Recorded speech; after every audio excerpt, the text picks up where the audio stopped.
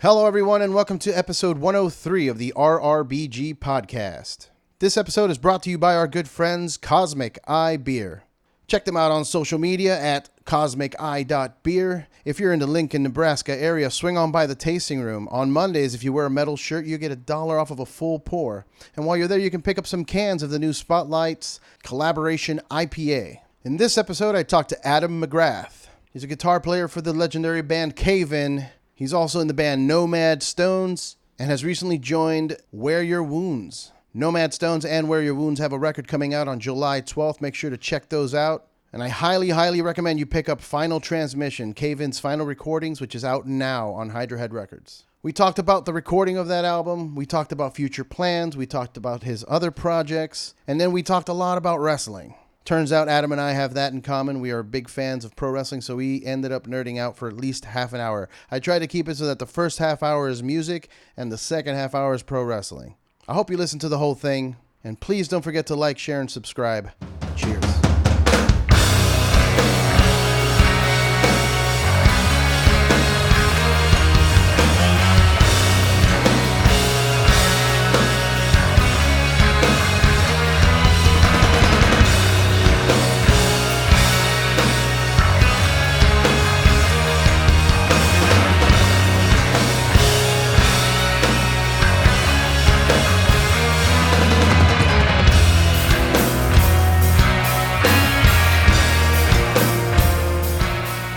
Welcome, everyone, to the RRBG podcast. I'm here with Adam Mcgrath. How are you today? Good. How are you doing? Good. Just found out that you also watch Raw, as we are both watching it right now. Yes, and I'm back in it in 2019. And I started watching in January, kind of around the time when Becky Lynch was on crutches and she was like jumping the fence and beating Ronda with the crutches. That's what kind of sucked me back in. Okay. Because I loved it when I was a kid. I loved it when I was a kid, and that's what got me back into it. So I started in January. I went in completely blind, and honestly, I still don't really know what's going on with a lot of it. You know, with Raw and SmackDown, like there's a lot of stuff I have no idea. Well, I love it. I honestly don't think that they have any idea what's going on either. But we'll talk wrestling a little bit into the podcast. I wanted to kind of introduce. For those that are listening that don't know, you play in a band called Cave-In, a very well-known band in my world anyway, and also you're playing in a band called Nomad Stones. Nomad Stone, is that right? Nomad Stones, that's correct. Yep. Cool. And you're also part of the whole Wear Your Wounds kind of collective, I guess you could call it. Yeah.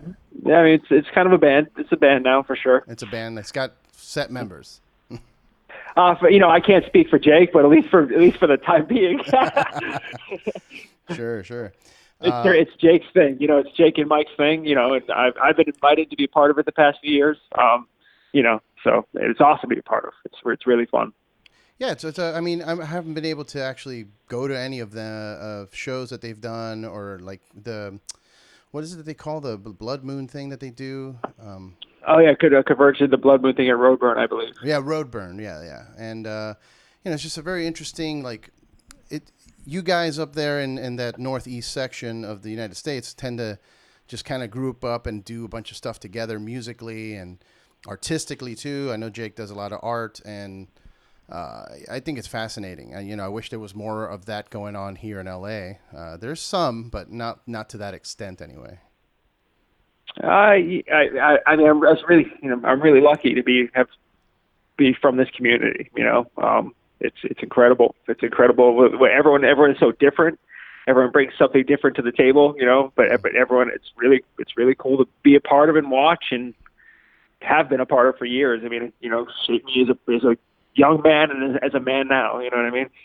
For sure, yeah, and it's something that I feel is lacking in the West Coast. Of it, just here in LA, it just feels very cliquey. Everybody's kind of cutthroat, trying to do their own thing. I mean, there's a few bands that stick together, but the way that it happens up there, I mean, you look at bands that featured the late Caleb. He was in Zozobra and Old Man Gloom, and that's got members of ISIS the band, and it's just a lot of mixing and matching of members, and it creates these new beautiful things that I love it. I'm a big fan of that. Well, thanks, man. I mean, it's amazing to watch. I mean, it's amazing to watch a collaboration, and with our mutated powers combined, we like to joke around and say, it's amazing to watch. There's been some amazing music, some amazing moments. Yeah. I certainly don't take it for granted. Yeah, and I mean, even Cave-In. I mean, if there's anyone that's listening to this episode that isn't aware of the whole story, I'll just, in a nutshell, you guys started in the 90s as kind of like a hardcore band, which is kind of how I found out about you guys, through my buddy Jeff from Poison the Well. He'd show me your stuff, and it was very, faster paced, more screaming, and then it kind of evolved into more of a metal type of thing, and then a couple albums after that, you guys started getting a lot more melodic, a lot more spacey, and then like evolving your sound. I find that even that alone is something that's so magical to see the evolution of a band, the growth, I guess, or the maturity, if you want to call it that. Yeah, I mean, it's been a trip. I mean, Cave-In is my life. I joined that band when I was 15 years old, and I'm 40 now. So we had a long, crazy run together. And it is crazy, like you just said, to watch the evolution of the band. I mean, it's crazy for me now, looking back upon it. Yeah. And also I know how hard it is to keep a band together, and it's hard to keep a group of people on the same page with the same goals and the same schedule and the same, desire and, sacrifice to want to do something like that. And, I'm really lucky that, like I said, I keep on saying lucky, but I'm really lucky that I found a group of friends to do that with, For sure, man. Yeah. It's something that doesn't happen often. There's not a lot of people that connect in that way, and even most of the bands that started in that time period, a lot of them are gone or have lost members, including yourselves. I don't want to harp too much on the loss of Caleb. We've you've been through that. I've been through that. We've all, we all miss him very much, and it was a very tragic loss. Caleb Scofield was the bass player of Cave-In. If you're listening, you don't know, had a tragic accident and passed away. But we've again, I don't want to harp on that too much, but you lose band members, and the bands kind of just deteriorate. Most of the bands from that era, and there's only a few left. Like, look at the Deftones are from the 90s, and they lost Chi, and they're still kind of going with with Sergio. They're still pumping out records and stuff like that. Is that something that Cave-In wants to do? I know you just released the final recordings with Caleb, the final transmission, which is beautiful. I just got the vinyl. Thank you. Is that something that you guys want to do? Like, are you thinking about making more music down the road with Nate now that he's kind of playing live shows with you? What we've been saying right now is that, getting through making that record was certainly an undertaking, and I think it took a lot out of us. So I think it took a lot out of us, and just I just don't really want to. I'd rather just do lighter things right now. We're playing I'm leaving to Europe on Thursday. We're playing 3 shows and just kind of going out to Europe to have some fun and play some shows. And when I say lighter things, it's just that it was so heavy for so long, and just trying to, I guess, move forward from that and do lighter things and not think about doing anything too serious right now. I think we're still putting out final transmissions.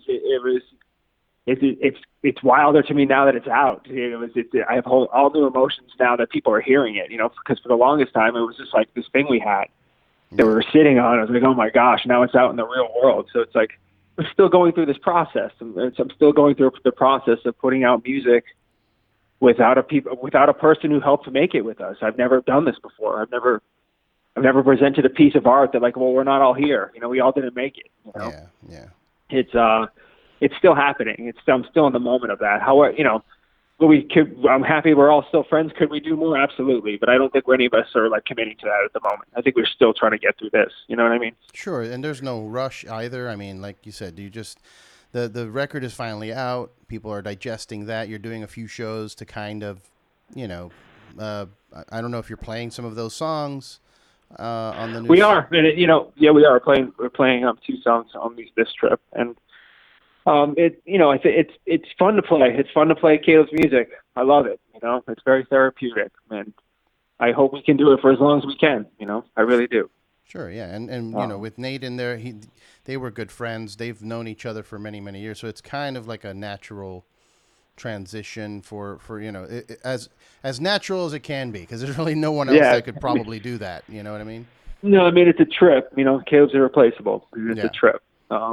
It certainly was weird when we first started doing it for those benefit shows. And I told Nate that, this is weird, but I wouldn't want it to be anybody else. You know what I mean? Yeah. And, me and Steve, I've heard Steve say this, and I agree with him. It's like to play like Caleb, or at least try to like do what he did.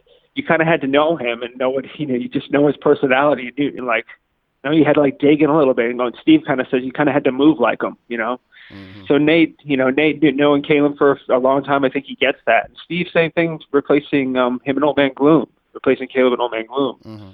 He says, it's kind of like he has to kind of move like him to play like that, Yeah, for sure. Move like Caleb, So it's awesome. It's awesome that they're doing that. It's an undertaking. When I watched Steve do Old Man Gloom rehearse for that, and when I watched Nate rehearse for Caven and try to dial that in, I mean, it looked like a fucking challenge. You know what I mean? Sure. I mean, even just like, emotionally, it has to be a challenge for everyone. Yeah, exactly. Just emotionally, physically, mentally. I mean, whew.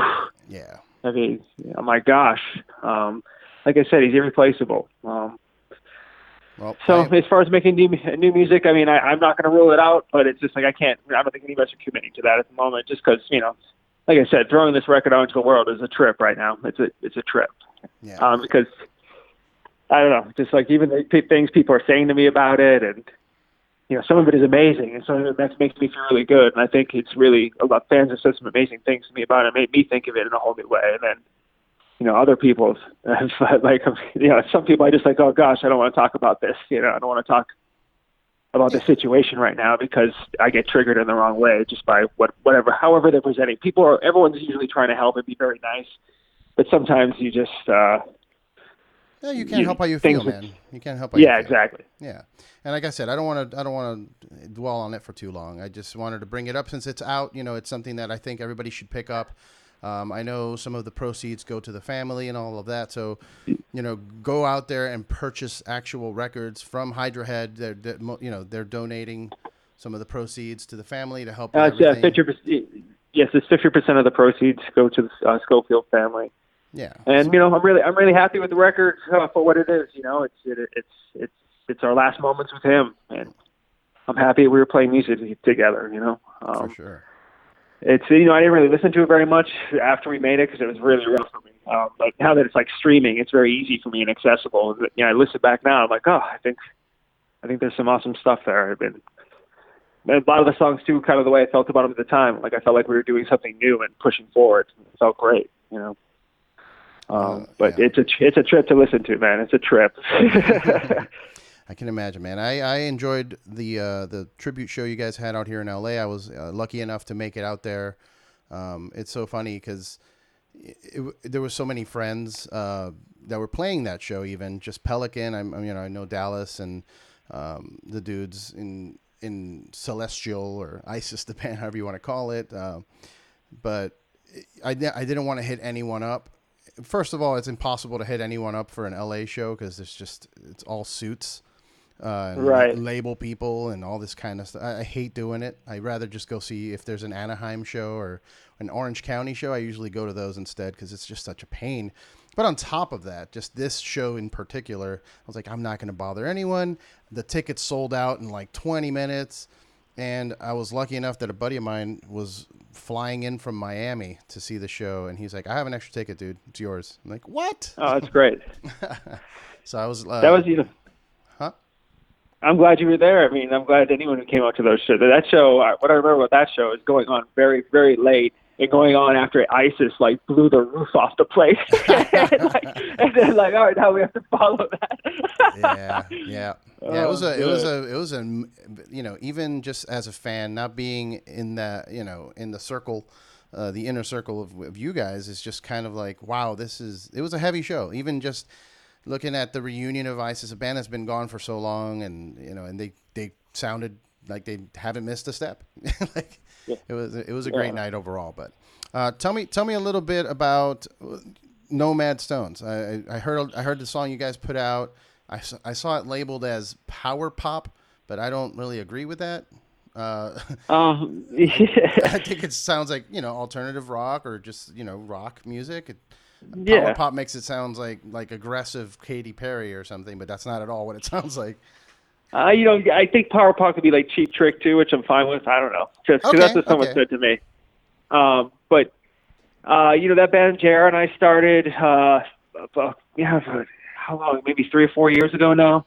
And it was just kind of like, Kevin had slowed down. Steve was in New York. Me and JR kind of stood up close. We sort of practice space together. And honestly, it was like a thing of like, why don't we just meet here once a week? Because we'll just play and whatever happens, happens. And that's kind of was like the birth of Nomad Stones. We got a bass player, Eric, who played with us initially.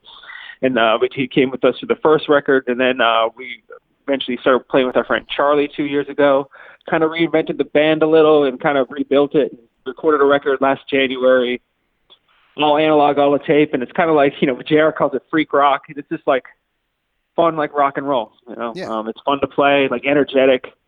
For me, as far as like guitar playing, it's like the wildest, wild, like in a rock and roll sort of, punk way I can get. It's just, upbeat, just fast paced. Yeah. Yeah. Like not really holding back. And I sing in the band, I don't consider myself a very good singer, but as far as like, as far as like punk singing, it is what it is. I like to sing, but I don't consider myself a very good singer, if that makes any sense. I think that's kind of like an artist's, I wouldn't call it curse, but like I sing in a band and I hate my voice. I hate everything. Yeah. I hate my voice on the podcast, but somehow here I am doing a podcast. So it's just I agree. And I hate the sound when I hear my voice. I'm like, oh my God, like I wish, I just saw the Lemonheads the other night. Like I wish I sounded like Evan Dent. I wish my voice sounded like that, like so nice to hear and so like deep and smooth. But it's not. It sounds like a chicken to me, or you know what I mean, or like a bird. Yeah. No, I hear you. I agree with you, man. Sometimes I think, I have a deep voice, and then I hear back recordings. I'm like, what is that?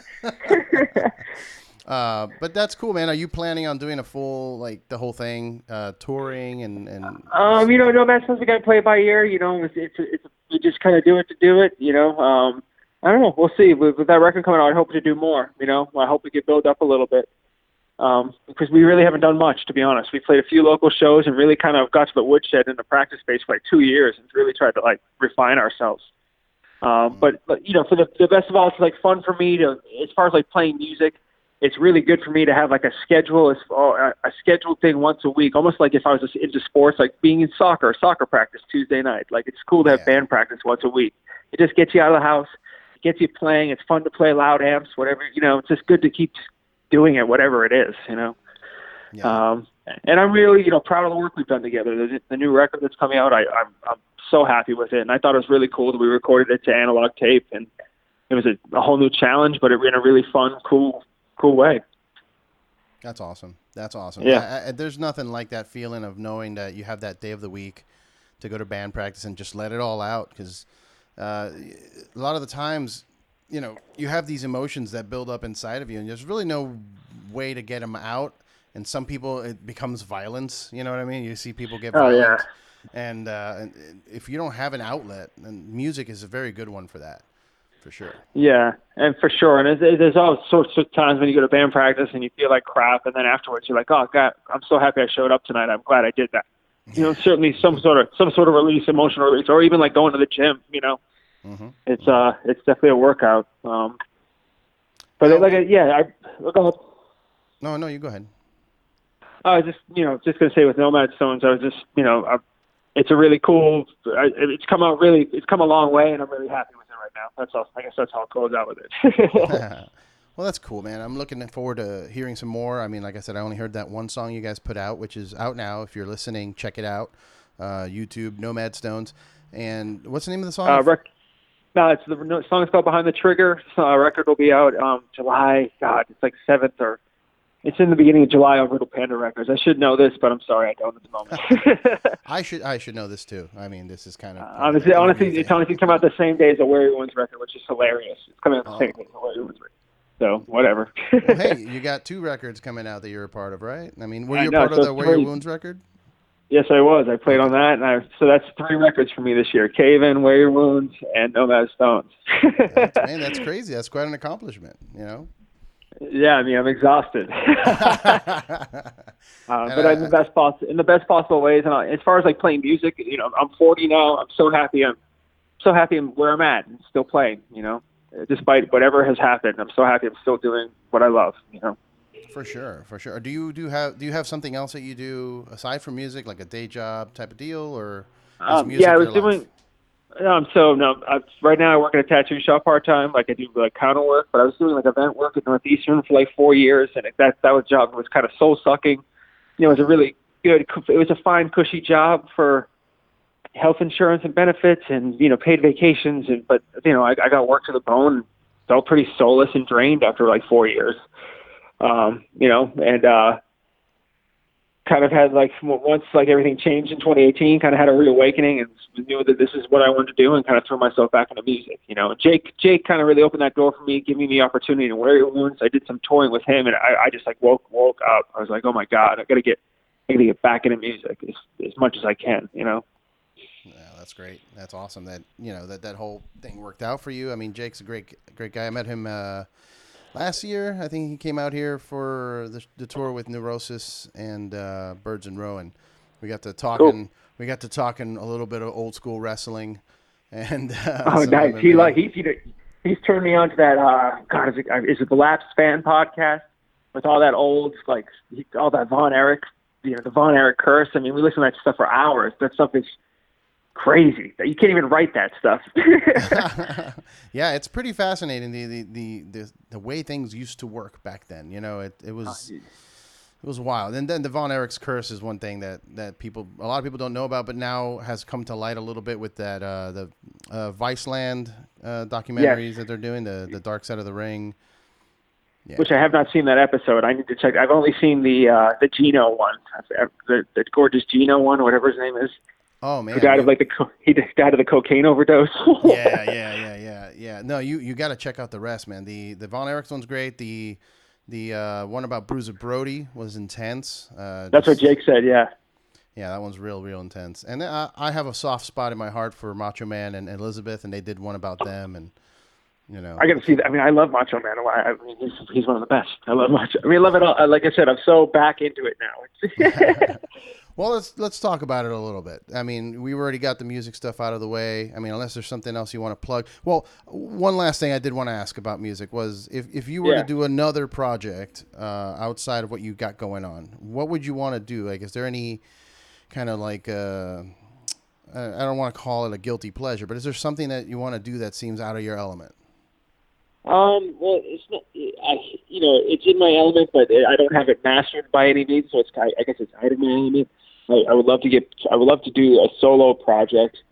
I don't know, not like a solo record, not like a solo record where it's this big elaborate thing, but like write solo songs, where there'd be like guitar and vocals or guitar, just like guitar solo work.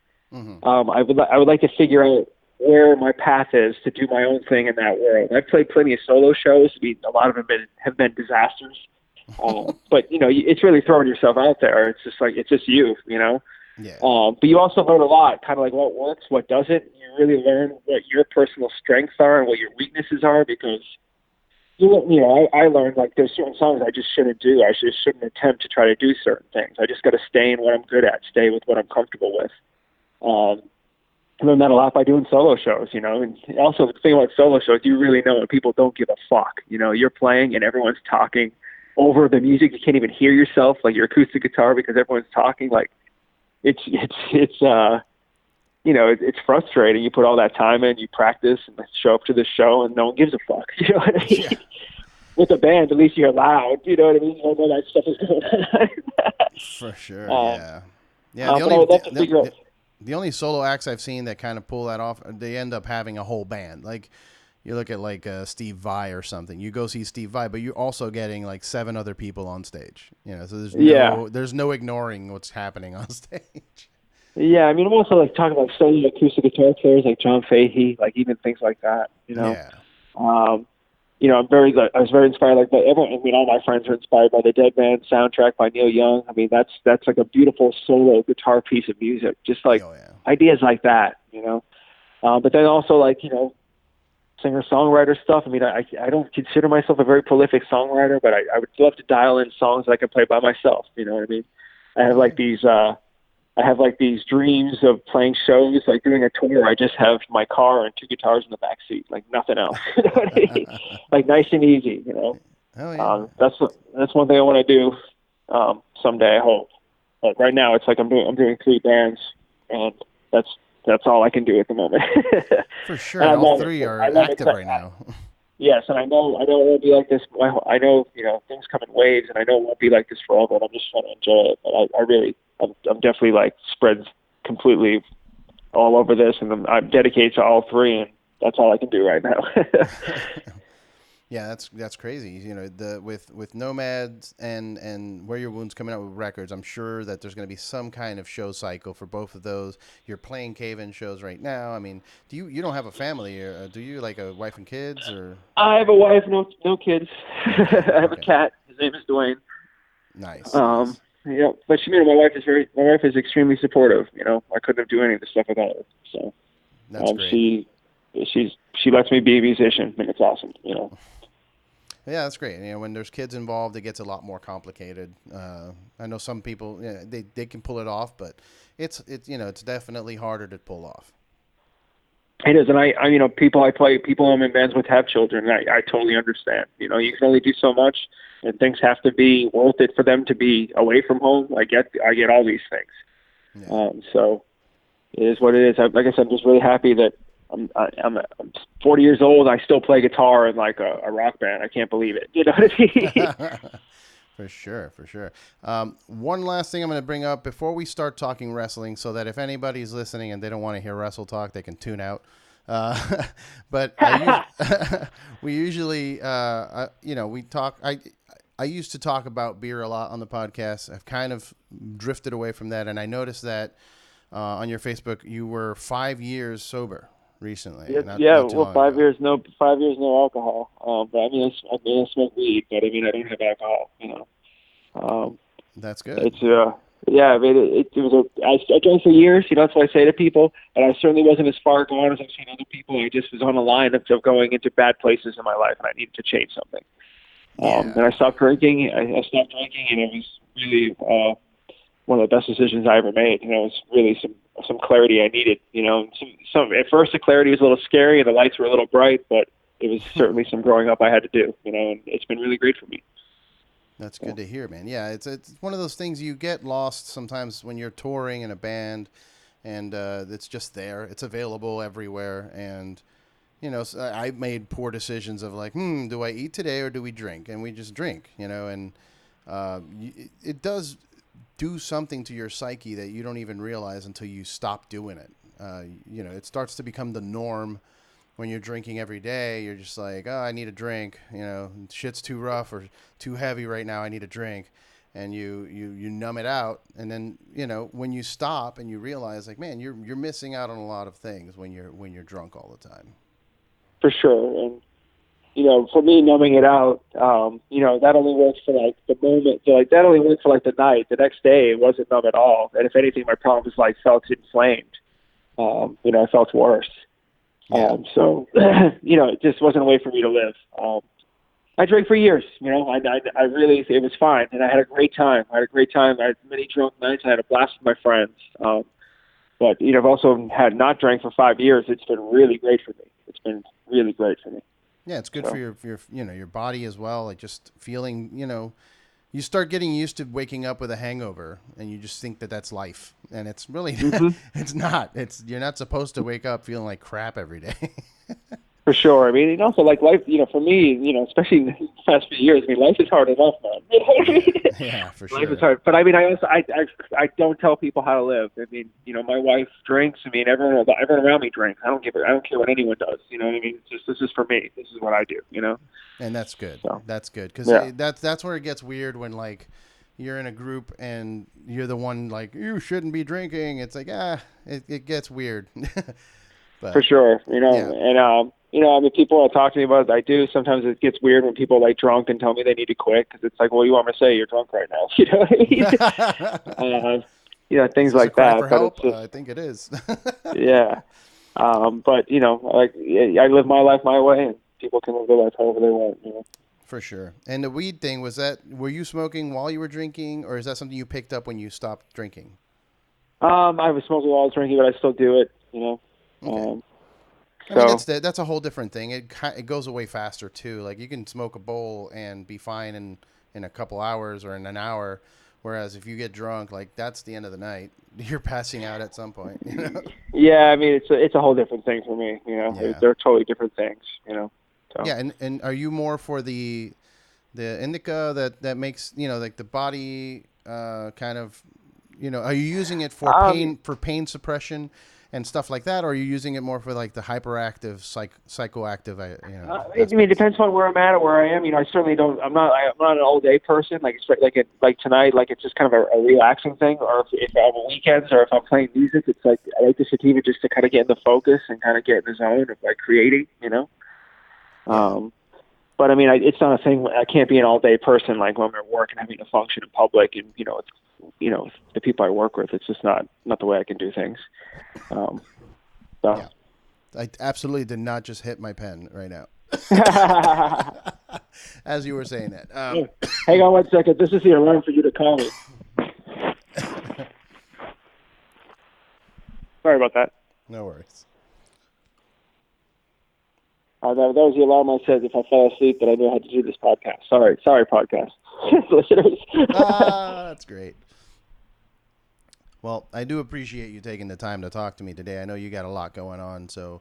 No, I mean I don't right now, man. I just work today and I'm watching wrestling right now. So okay, so let's talk a little bit about wrestling now. So if you don't care about pro wrestling, check out if you want. Yeah, have a good night. Thank you. Have a good night. Thanks for listening. So you used to be an old school fan. About what time did you quit watching? Like when was the time period? So my dad, I saw Hogan and Bossman, Steel Cage. I saw the Rockers and the Brainbusters. My dad brought me to all this stuff. I saw Mr. Perfect versus Red Rooster, all at the Boston Garden. And then I loved it in college. I loved the Attitude Era, Stone Cold and The Rock. And I probably checked, like I checked back in. I didn't watch any of like the Click era.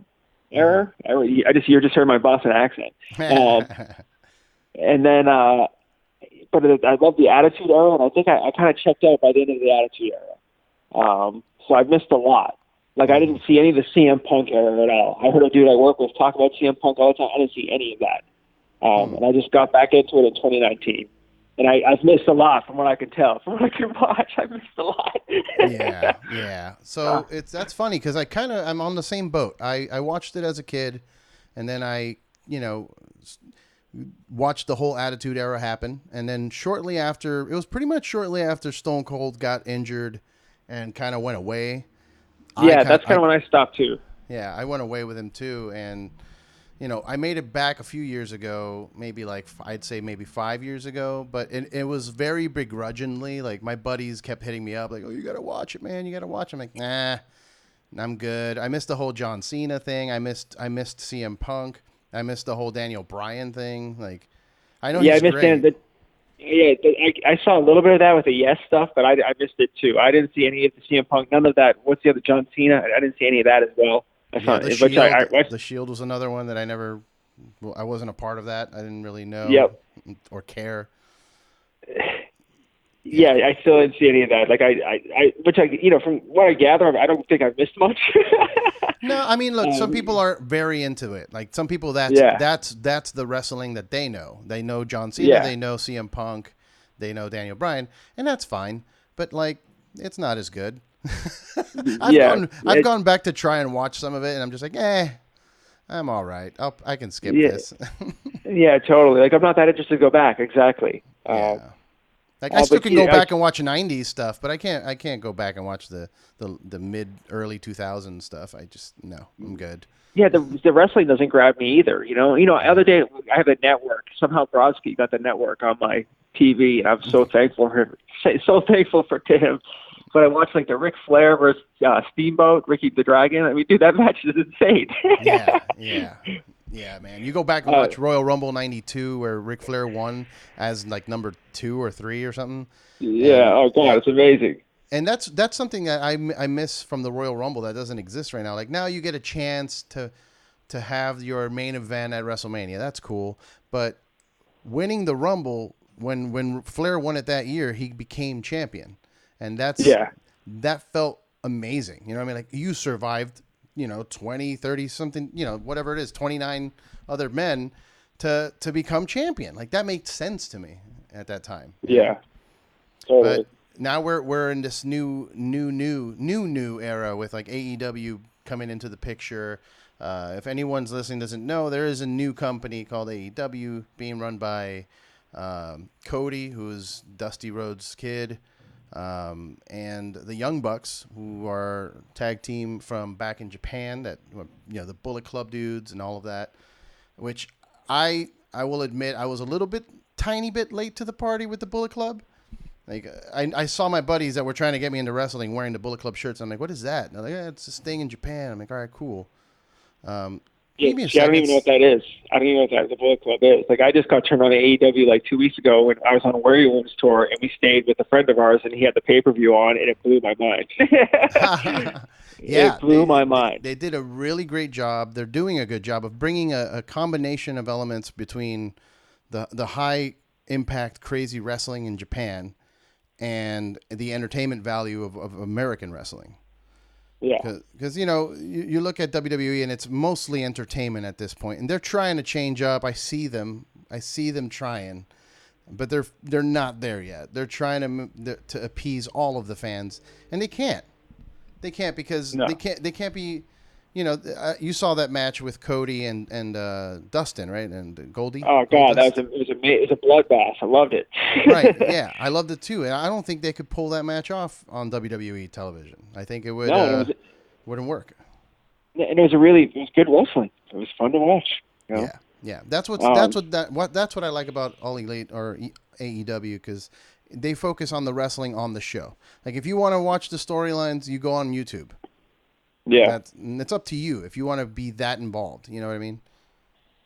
What was the tag team match? God, that was incredible. That tag team match, I think it was the second to last match.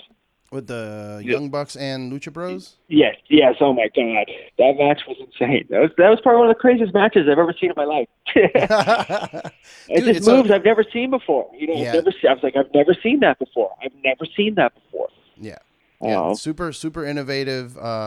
Super athletic, just flying like, some old school wrestling dudes like the Jim Cornettes of the world. They don't like it because they think it's too extravagant and too over the top and dangerous. But it's exciting. Yeah, it's exciting to watch.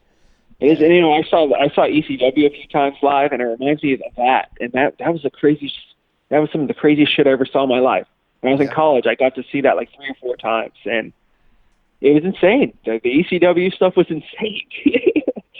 And I feel so lucky now getting back into wrestling that I saw that stuff, because, people say it's like classic. I'm like, fuck, I got to see that shit live, Hell yeah. And also with like how, not to go back to the earlier stuff, but how awful 2018 was. I was looking for like joy in my life in 2019, and I found it in wrestling. I found it. Well, it's a good time, man. You definitely started a good time. Like this is when it's going to get very interesting, because these dudes in AEW are doing something new and different. It's not a direct competition to WWE, because WWE is like Disneyland. You know what I mean? Like it's Disney. They've got this giant thing going on, and that's fine. You look at their NXT stuff. That stuff is great.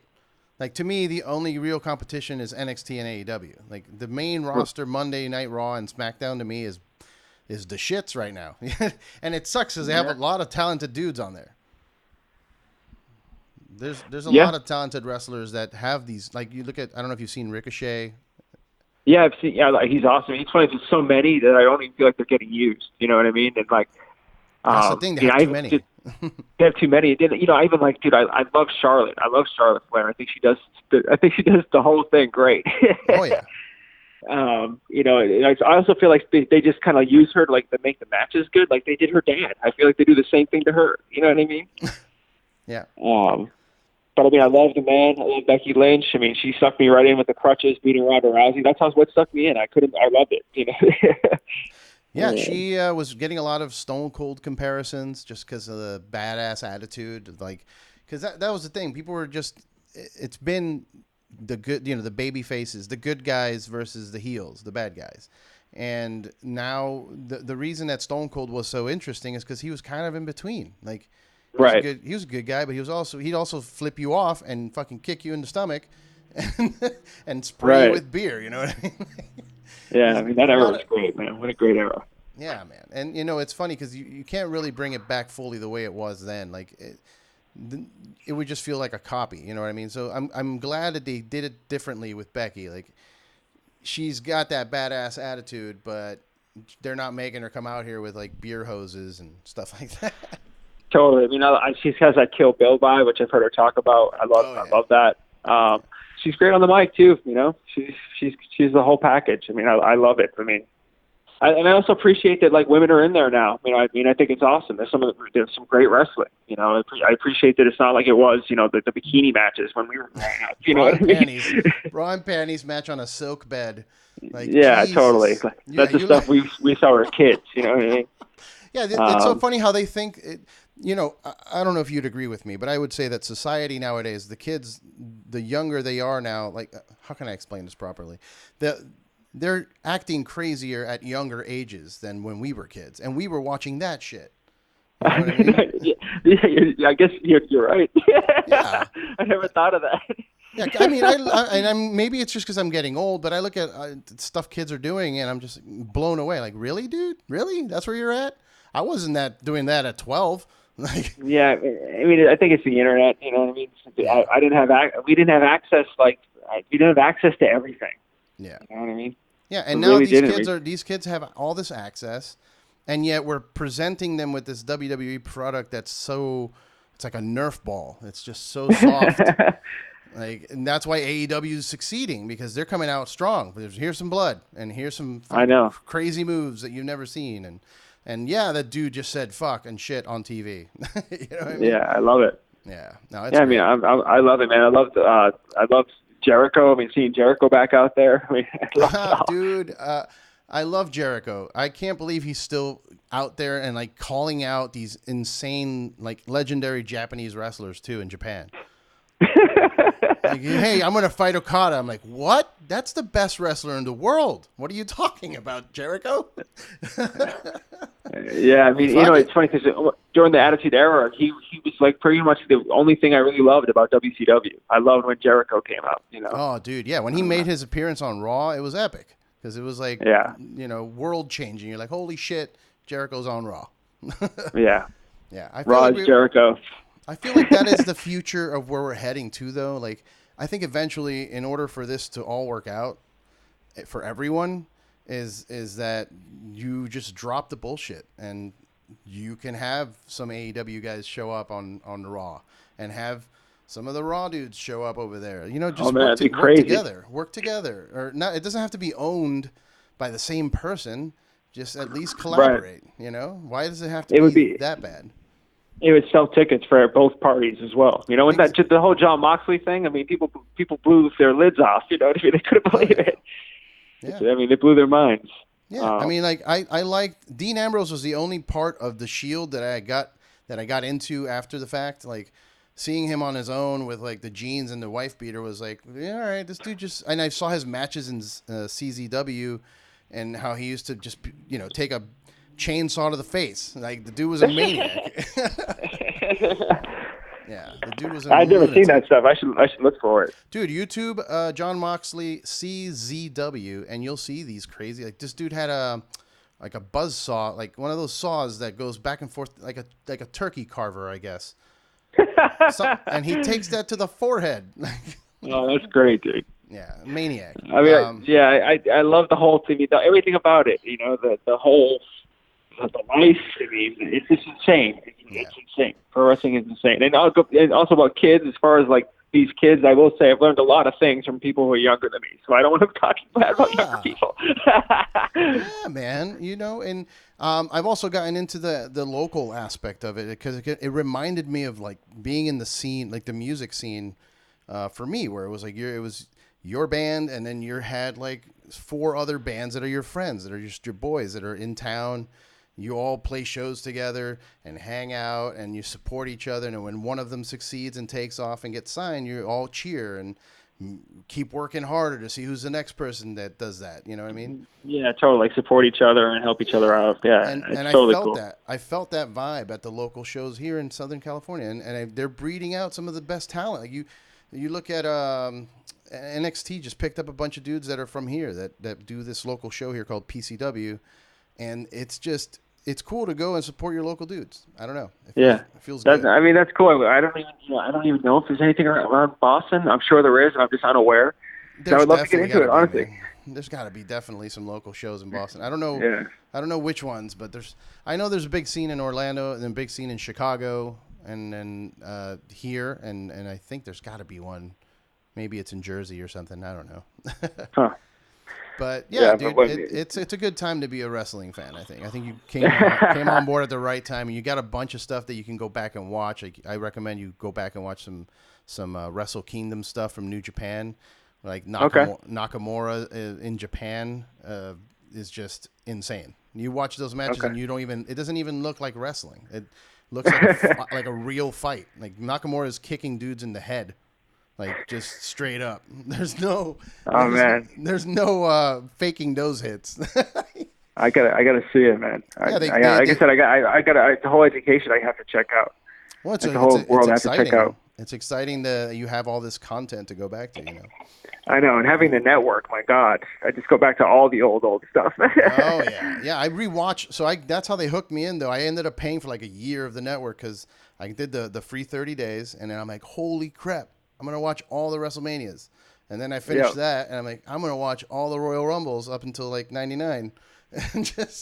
And there's just so much stuff. And then they have their shows that they do, like the documentaries. And there's a lot of content on that network, for sure. Oh, man. I can't even believe it. It's funny. The Royal Rumbles you can put on is like, if you're having a party, you just throw one of the Royal Rumbles on. And in the background, there's just dudes like killing each other. And in that era, in the early 90s, everybody was a crazy character. Like, there's a giant G.I. Joe, and there's totally. And here comes fucking Macho Man running down. You see the classics, too. Oh, I love it, dude.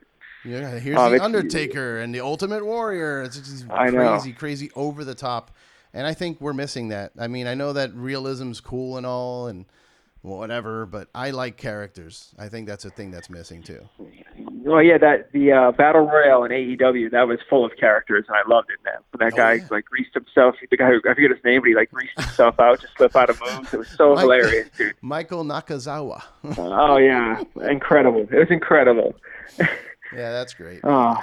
Yeah, if you watch the Being the Elite, the TV series that they are basing all the stories off of for AEW.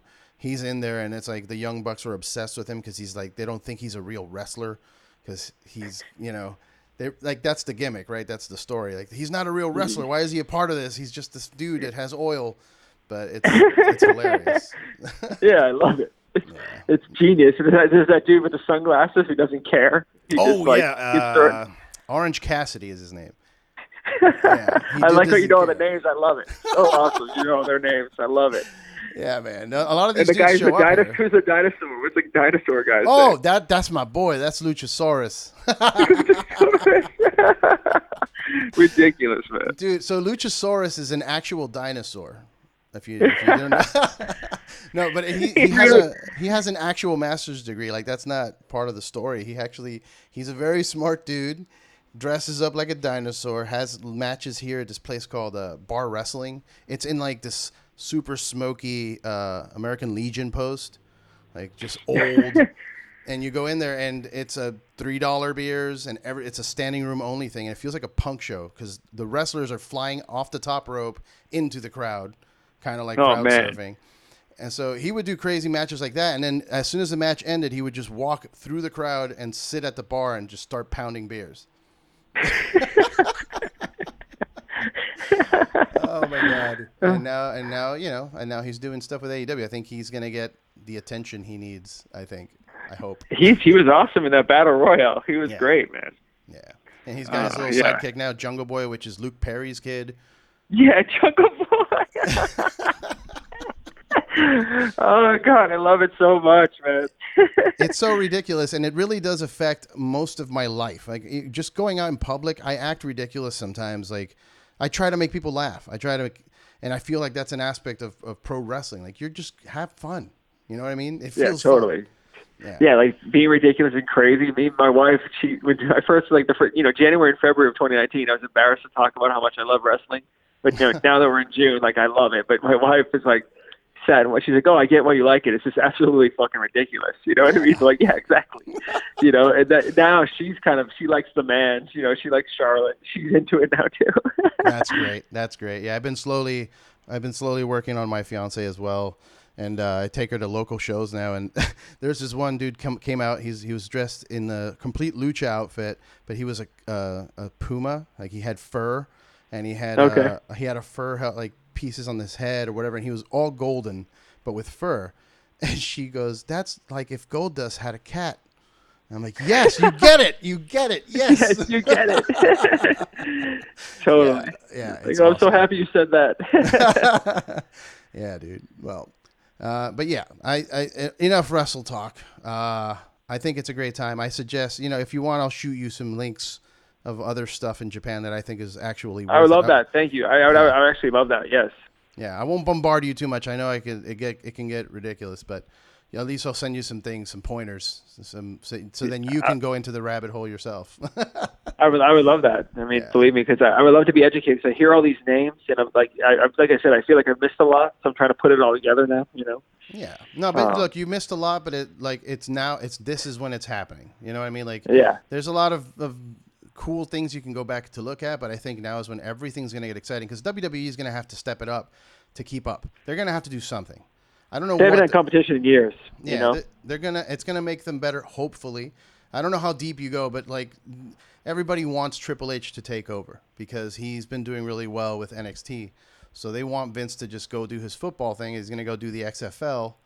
And then that way Triple H can take over and make the product better, because he's more willing to work with, other organizations and bring in New Japan wrestlers to NXT and stuff like that, Yeah, that's interesting. I thought Triple H ran the WWE already.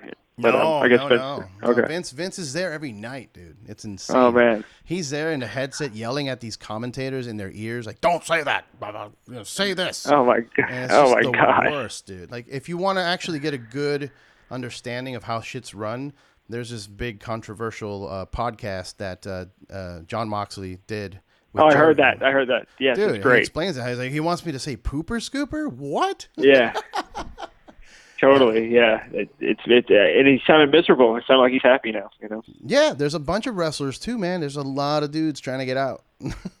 So I think they're gonna have to change their game up to keep them, And who knows, we might get another CM Punk era in AEW. You never know. Oh God, yeah, that's true. that could totally happen. I don't know if he's too concussed. I mean, he got hurt, didn't he? Well, no, he did UFC, so he can't be that concussed. No, he's fine, man. He's fine. He's just being a douche about it. Like, he's trolling people on Twitter about it. Like, he's making it a point to say he's done with wrestling and he doesn't want to do it. He's like, "Oh, I never got invited to AEW," and they're like, "We have an open door invitation for CM Punk," and he still won't show up. So it's his thing. I'm sure this is only going to make it so that when he eventually does, it's going to be huge. Everybody's going to blow up because, it's going to be a big deal. People are going to freak out. Yeah, people are going to freak out. I don't really care if he ever comes back. It's like when they announce shit like, "Oh, Goldberg is wrestling The Undertaker in Saudi Arabia." Oh, God. That was awful, dude. That was awful. It was just painful. They almost killed each other, too. They almost killed each other. Yeah, they each dropped each other on their heads. Yeah. Like, who keeps waking up Grandpa? Let him sleep. Why? Who's knocking on the Undertaker's door like, "Hey, man, one more ride"? No, stop it. Yeah, I mean, it was just that whole pay-per-view I didn't like. Yeah, I mean, it's shitty that they're even doing it because it's blood money, but yeah, you know what I totally. mean? But if you're still gonna make it a part of the story, I have to know what happened, and what happened all sucked. So whatever. Yeah, it was all bullshit. Yeah. But I will say, like, for me, like, the lead up to WrestleMania this year was better than WrestleMania. Like, I love the whole, like, Monday Night Raws with Charlotte and Becky, and, they're all killing in the alleyway, smashing the limos up, and I loved it all. And then WrestleMania, I thought was kind of a letdown. Yeah. It's too much pressure, man. You think about how many people are in that building. That's insane. Like, totally. And but I almost feel like friends, the hype is better, Sure. But I have so many friends that just like, I can't believe you watch wrestling. That's just for losers. And it's like, dude, it's #1 trending worldwide every time it happens. You understand that, right? Like, there's definitely people watching, like a lot of people watching. So, and for me, like, for me, and I said this to people who, like, laugh at me, like, listen, you could sit there and watch it with me, and you'll sit there and you'll say, this is so fucking stupid. Why are you watching it? And my reply is, yes, that's exactly why I'm watching it. It's so fucking stupid and ridiculous, and that's exactly why I'm watching it. You know what I mean? Yeah, man, it's gotten me excited to, like, even want to, like, I want to be a Paul Heyman type of character. Like, I'm too banged up to actually wrestle, but if I could go out there and just yell at people and make somebody else look good, I might do that. Yes, I mean, it's funny. We were on the Worrywood tour, on last tour, where we had all these, like, storylines about people on the tour and the feuds we would have with people on the trip, and, like, the weird tag teams that would be formed, and all these crazy storylines. That's great. Oh, that's awesome. I think every band should do that. There should actually be, like, the circuit kind of, bands that tour together and stuff. And also wrestle, Yes. Oh my God, let's start a wrestling band league. I know Andy from Every Time I Die wrestles. Oh, dude, he's I want to get more familiar with that. Yeah, I heard he's very legit. I would like to know more about that. I got to check that out. Yeah, he came out here and did the bar wrestling thing that I was telling you about, the standing room thing. And cool. He was great because he came out doing this whole gimmick about how he's the best guitar player in the world. And like, and just kind of like sitting in the middle of the ring, like pretending to play air guitar. Are you familiar with Joey Ryan? I'm not, no. So there's this dude. A lot of people don't like him because his move is that his dick will suplex you. So like a lot of somehow at some point in the match, your hand will end up on his crotch, and he will flex his muscles, and you start hurting from it, and you have to like drop to the ground like, oh God, he's got me. And then he ends up flipping you with his dick. And dude, I think it's great, dude. So Andy ended up taking the dick spot. He sat there with like pretending to play air guitar, and he just like walked up behind him and placed his balls on his hand while he was doing that. Oh my God. That's great. But aside from that, he's actually a legit wrestler as well. He's done some really crazy death matches and shit like that locally here. That is, he's earning his rep as an actual pro wrestler. And not just like, a music guy that wants to do this for fun. Like, no, he's in it, That's awesome. I'm really happy for him. Yeah, dude. No, he's living the dream. I just hope he doesn't end up hurting himself because that shit's rough, Oh, it's a rough life. Yeah. You see the old. I see some of the legends at some of the Comic-Cons I go to, and it's just depressing. They're just red. They're just completely red hot dog meat. Just like. Swollen fingers. They barely have their eyes open. Like they've just been beat to shit and drinking for 20, 30 years. Like, oh God. I know, man. They don't get left with a lot. You know what I mean? It's not like that'll. You're not set up the rest of your life. Let's put it that way. You know what I mean? Yeah. Unless you invest wisely, but a lot of those guys like have rough lives after the business. Oh yeah, man, and even the local dudes, they don't make much money. It's like $50 a fight, or $100 here or there. Like you don't make real money until you're out in the WWE and on TV all the time, or maybe AEW now with whatever they're doing. But it's not an easy business for sure. Well, that's a lot of similarities to music, man. If your band isn't going out there and working and touring and pushing itself, promoting and marketing itself, like. It dies. You play local shows every weekend. You know what I mean? That's not a good life.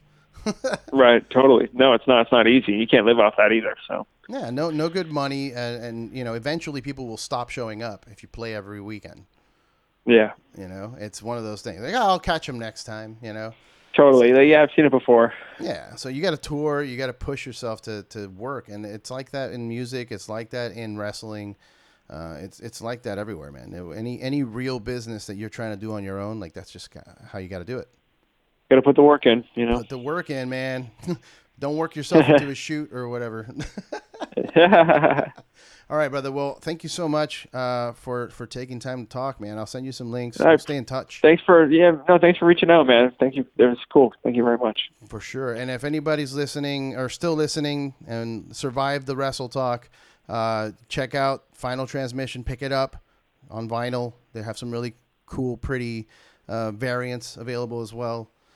Pick up Nomad Stones in July. You said July? It's the early July. It's called, the record's called Unriddled, and then The Warrior Runs Wrestling the Gates of Heaven. That'll be out on the same day as the Nomad Stones record. It's July. God, it's like 7th or 13th. It's early July. July 12th. Boom. Thank you. July 12th. Same day as the Warrior Runs Wrestling the Gates of Heaven. 2 records. All right. Yeah. Brutal Panda Records. Pick that up as well. Check them out on social media. They're on Facebook, Nomad Stones. Do you know the Instagrams and Twitters and all of that? It's Nomad Stones, one word, I believe. Okay. And then Warrior Wounds is Warrior Wounds Official. And Caven is Sonic Death Wall, which everyone's like, why is it not Caven? I'm like, well, I don't know. But that's Caven is Sonic Death Wall. Well, hey, thanks again for your time. It was great talking. Hey, man, thank you. Yeah, great talking to you, too. Thanks for all the wrestling info. I'm looking forward to seeing that shit you sent me. For sure, brother. Those matches. I will do that. Don't worry. All right, man. Take care. Later.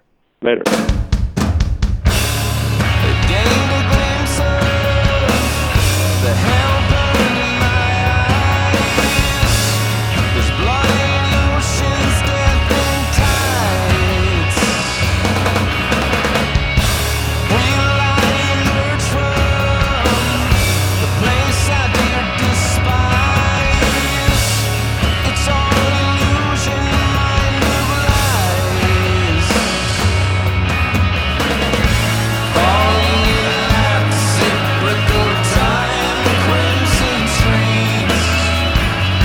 Swallowing glass, they will ride. Fingers will land on key and time. What doesn't kill me makes you mine. Descending depths, unknown of kinds, restrained